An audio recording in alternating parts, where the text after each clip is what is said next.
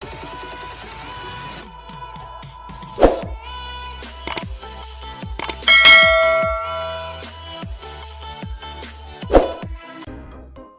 Assalamualaikum warahmatullahi wabarakatuh. Jumpa lagi ya di video pelajaran matematika, dan kali ini kita akan mempelajari mengenai materi terakhir ya di kelas 12, yaitu mengenai peluang. Namun sebelum kita mempelajari tentang peluang, terlebih dahulu kita akan mempelajari ruang sampel dan kejadian. Nah, untuk memahami apa itu ruang sampel dan kejadian, di sini saya berikan ilustrasi ada sebuah kaleng. Ya, kaleng ini berisi 7 bola yang diberi nomor 1 sampai 7. Kemudian dari dalam kaleng ini diambil sebuah bola. Nah, kemungkinan bola yang terambil berarti bisa nomor 1, bisa nomor 2, nomor 3, 4, 5, atau bola nomor 7. Nah, dari ilustrasi tadi kita bisa tentukan ya. Jadi ada suatu kegiatan, yaitu tadi kegiatannya mengambil sebuah bola. Nah, kegiatan tadi disebut sebagai percobaan. Kemudian kemungkinan bola-bola yang kita ambil itu disebut sebagai ruang sampel. Jadi ruang sampel ini adalah seluruh kemungkinan yang mungkin dari suatu percobaan. Ruang sampel ini biasanya diistilahkan atau disimbolkan ya dengan huruf S. Nah, dari ruang sampel ini memiliki anggota-anggota yang disebut sebagai titik sampel. Kemudian jika kita peroleh dari satu bola tadi muncul suatu angka tertentu, misalkan muncul angka 1, muncul angka genap, atau muncul nomor ganjil. Nah, seperti itu berarti itu disebut sebagai kejadian. Nah, di sini ya saya tuliskan sebagai ruang sampelnya yaitu angka 1 sampai 7. Kemudian hasil percobaannya tadi misalkan muncul angka genap, muncul angka ganjil. Nah, itu berarti disebut sebagai kejadian atau peristiwa atau event gitu ya. Dan sebagai contoh di sini untuk lebih memahami ada 7 bola tadi ya, berdasarkan ilustrasi yang sebelumnya kita akan mencari banyaknya titik sampel jika akan diambil 2 bola. Jadi dari 7 bola akan diambil 2 bola sekaligus. Kemudian yang poin B di sini ditanyakan, tentukan kejadian terambilnya 2 bola dengan jumlah nomor pada bola sama dengan 7. Nah, dari sini kita bisa ingat kembali ya materi sebelumnya. Misalkan ditanyakan ada 7 bola, diambil 2 bola sekaligus. Nah, kita ingat ada rumus kombinasi yang bisa kita gunakan ya, karena ini pengambilannya secara acak ya, jadi tidak memperhatikan urutan. Sehingga kita ingat rumus kombinasi, dulu ada NCR ini ya, dari N unsur dikombinasikan R unsur, rumusnya adalah N faktorial dibagi N min R faktorial dikali R faktorial. Nah, dari sini berarti kita bisa tentukan untuk pertanyaan yang A ya, dari 7 bola diambil 2 bola, sehingga bisa kita hitung 7C2, hasilnya adalah 7 faktorial per 7 kurangi 2 berarti 5 faktorial kali 2 faktorial. Nah, dari sini kita uraikan saja 7-nya seperti biasa ya. 7 kali 6 kali 5 faktorial per 5 faktorial kali 2 kali 1.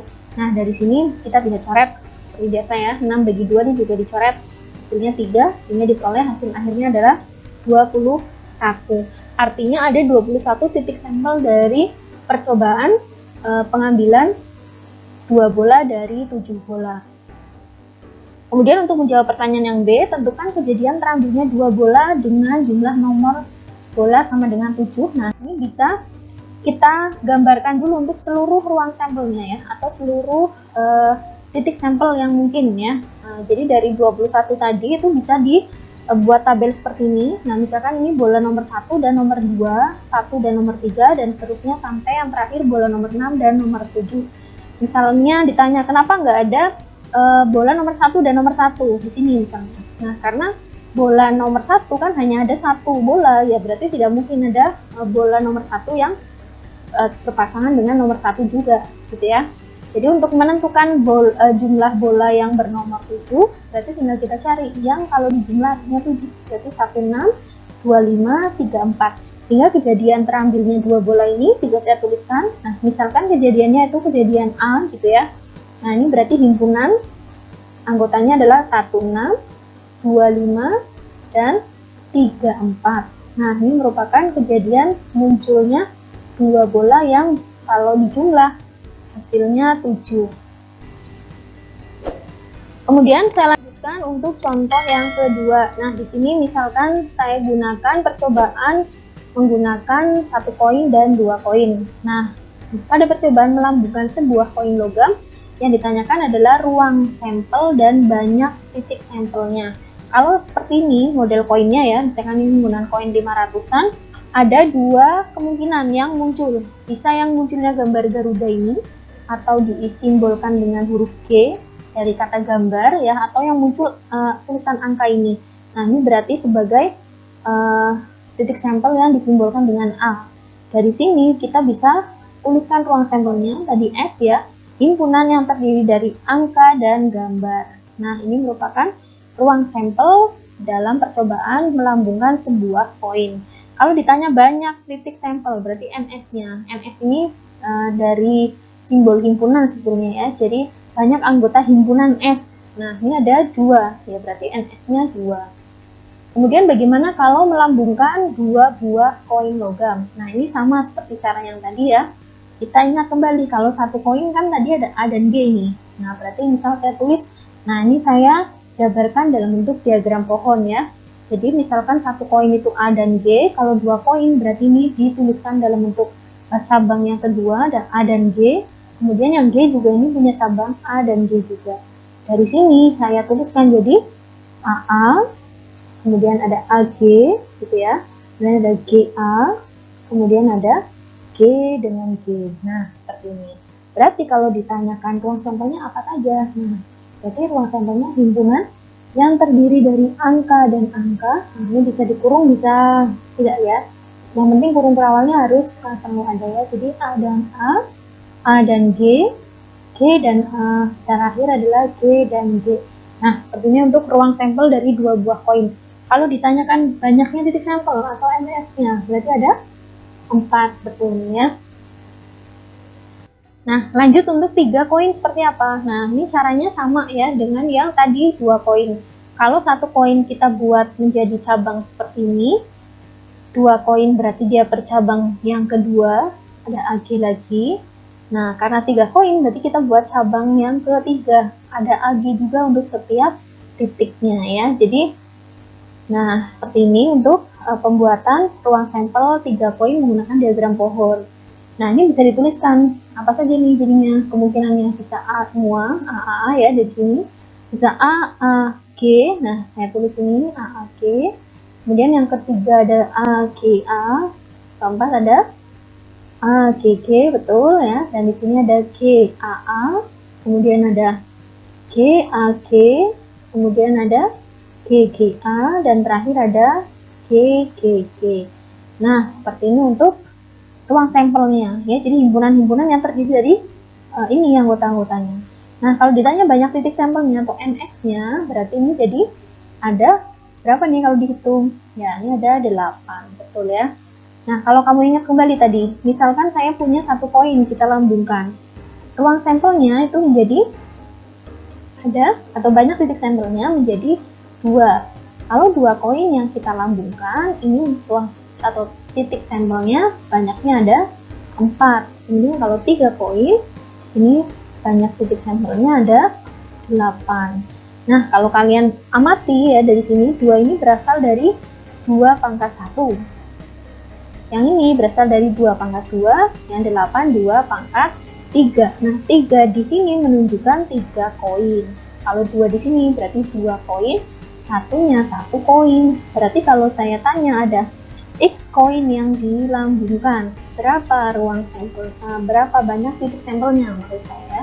Ada 2 pangkat X. Nah, 2-nya ini dari mana asalnya? Dari yang titik sampel yang 1 koin ini ya. Jadi ini dasarnya adalah 2 di sini. Nah, ini silakan bisa kamu hafalkan ya. Kalau ditanya misalkan sampai 5 koin, nah kamu bisa langsung menghitung pakai rumus ini.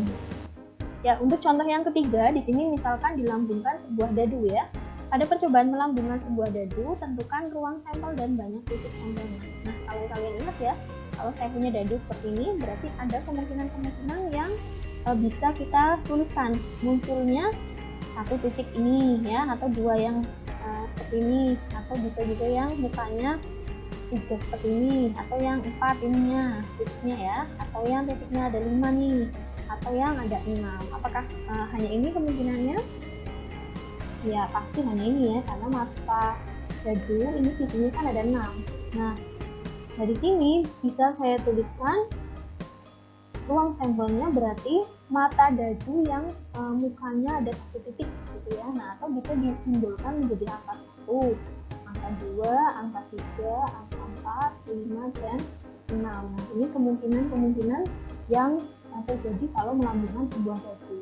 Kalau ditanya MS-nya dadu atau banyaknya titik sampel dari sebuah dadu, berarti ada 6. Nah betul ya. Nah ini untuk yang dua dadu seperti apa? Kalau dua dadu berarti tadi kalau satu dadu kan 6 ya. Kalau dua dadu berarti bisa saya saya tuliskan.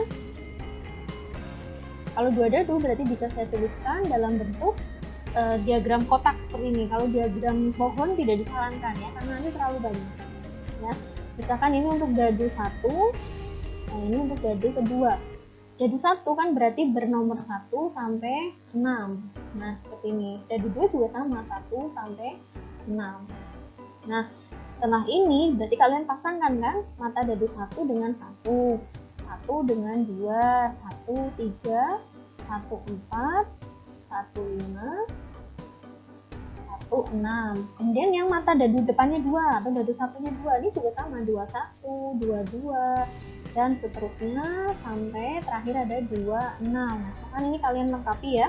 Kemudian yang 3 ini juga sama, 31, 32, dan seterusnya juga sampai 36. Dan terakhir ini sampai yang ini kebalik ya, mohon maaf, ini harusnya 5 dulu ya, 5 mata dadu 5, mata dadu 6. Nah misalkan di sini ada 6,1 nih seperti ini, sampai yang terakhir ada 6,6. Ini bisa kamu isi sendiri ya, silahkan bisa dilengkapi. Nah kalau kalian nggak mati banyaknya titik sampel berarti ada berapa sih? Kalau dua dadu berarti ada 6 kali 6, betul, berarti ada 36. Nah 36 ini asalnya sebenarnya dari 6 pangkat berapa nih? 2 ya. Jadi kalau dua dadu nanti kita bisa tuliskan, ulangin ya. Jadi kalau satu dadu tadi kan kamu hitung ada ruang sampelnya 6 gitu ya, ini 6. Kalau dua dadu ada 36, betul.